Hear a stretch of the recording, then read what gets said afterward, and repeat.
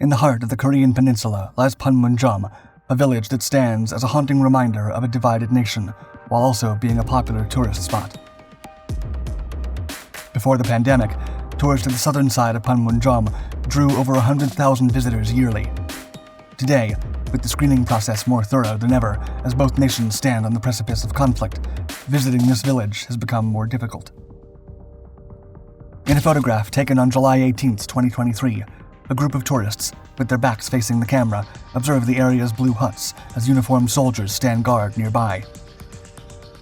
Little did these tourists know that they had unwittingly captured the last photograph of a seemingly unassuming man wearing a navy blue t-shirt. Only moments after the photograph, he willingly vanished into one of the most dangerous places on Earth. The man's audacious escape from the demilitarized zone would send ripples of tension across the Korean Peninsula.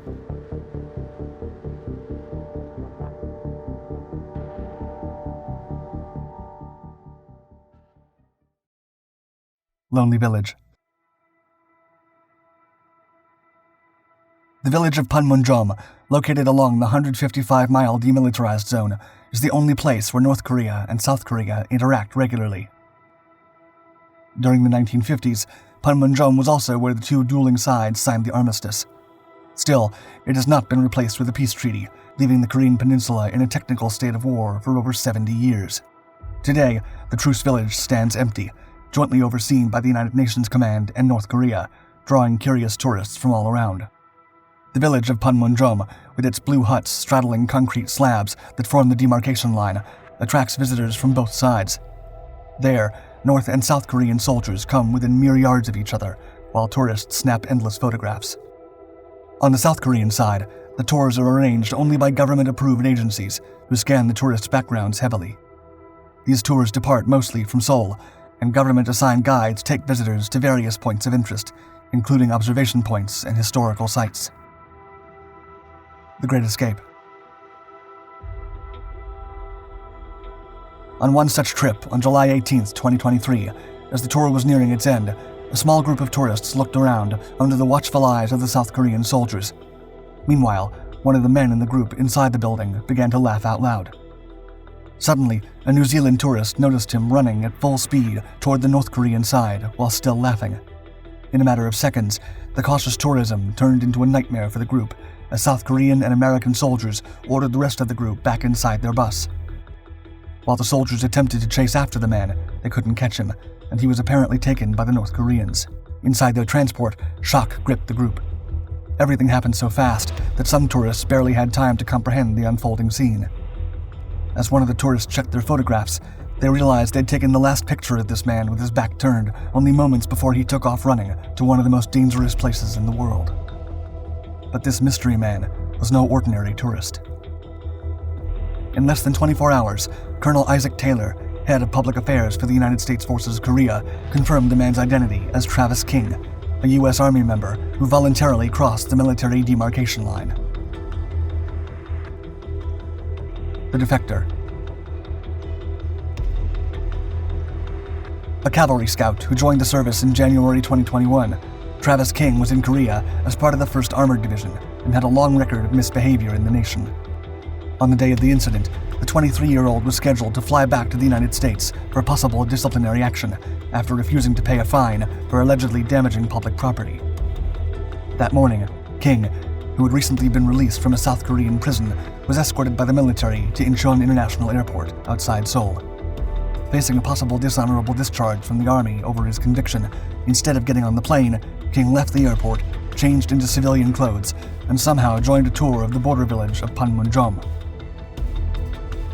Cases of Americans or South Koreans defecting to North Korea are rare. King appears to be the first U.S. soldier to defect to that nation in over 50 years. Further details remain confidential, given the sensitivity of the situation. It's still unclear whether King planned his escape or if it was something he did on a whim. However, trips to the DMZ take days of planning, and hopeful tourists undergo a thorough background check. It remains unknown how King was able to join the tour despite his record. After the incident, tours to the village were suspended indefinitely. Initially, the United States established contact with the North through Sweden, through which Washington maintains embassy-level relations with North Korea, to get information on King's whereabouts, but did not receive a response. Coincidence. The incident coincides with a time of heightened tension in the Korean Peninsula. In a major coincidence, on the day Travis King willingly walked into the North, also for the first time since the 1980s, USS Kentucky, an Ohio-class nuclear-armed ballistic missile submarine, visited South Korea. This visit to Busan was planned in the Washington Declaration, an agreement between the United States and South Korea to mark the 70th anniversary of the alliance between the two countries. As part of the declaration, the start of talks among the Allies to coordinate responses in the event of a nuclear event with North Korea also occurred. South Korean President Yoon Suk-yeol, aboard the submarine, said the American vessel's arrival highlighted the alliance's determination, stating, quote, "We will make it impossible for North Korea to ever think of a nuclear provocation, and have clearly warned that if it does, it will lead to the end of its regime." The following day, as the U.S. Army unveiled the defector's name, North Korea fired several rounds of cruise missiles into the Yellow Sea. The Japanese Defense Ministry reported that both missiles fired by North Korea landed outside Japan's exclusive economic zone. He said, she said. 1 week later, on July 24th, Lieutenant General Andrew Harrison, a British Army officer serving as Deputy Commander of the United Nations Command, held a media briefing in Seoul to discuss the Travis King case. According to Harrison, the multinational force and North Korea have begun dialogue through a mechanism established following the truce between the North and the South signed in 1953.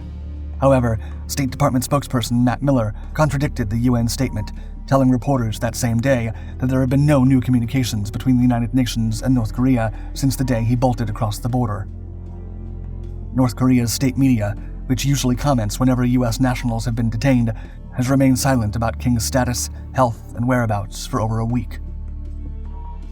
Experts concur that North Korea's Wednesday missile launches are likely unrelated to King's border crossing, but the incident adds to the complexity of the situation. According to Leif Eric Easley, a professor at Ewha University in Seoul, quote, "The Kim regime is likely to treat a border crosser as a military, intelligence, and public health threat, even though it's more likely that such an individual is mentally distressed and acting impulsively due to personal issues. Such unexpected events highlight the need for diplomatic channels between governments and regular communication between militaries." Also on the 24th, a second United States Navy submarine, USS Annapolis, entered a naval base in South Korea's southern island of Jeju to load military supplies while on an unspecified operational mission. With this coincidental turn of events, Korea is a hotspot of speculation. King's fate remains unknown. Hopefully, not for long. Thank you for watching Dark Footage. Before you go, please hit the like button if you enjoyed this video, and hit the bell icon to be the first to know about new content. For more incredible stories behind the footage and similar topics, subscribe to this and all the Dark Documentaries channels.